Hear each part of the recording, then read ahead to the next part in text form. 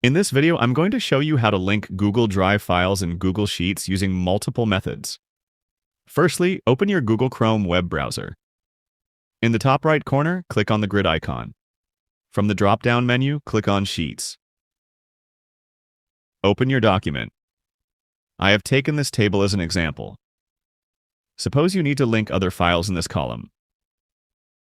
To do this, select a cell. Type the @ sign. Here, you can see that Google is recommending documents from your drive.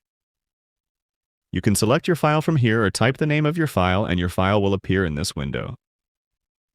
Click on your file. You can see that it's added to the table. By far, this is the easiest way to link files in Sheets.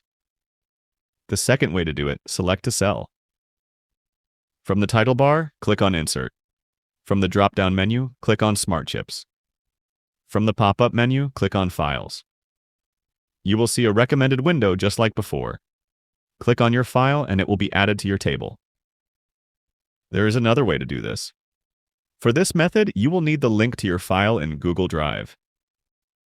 To get the link, let's open a new window. In the top right corner, click on the grid icon.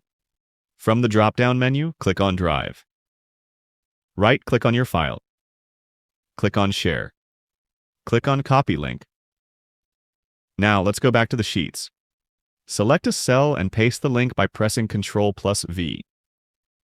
After pasting the link, there should be a pop-up to replace the link with the name of the file.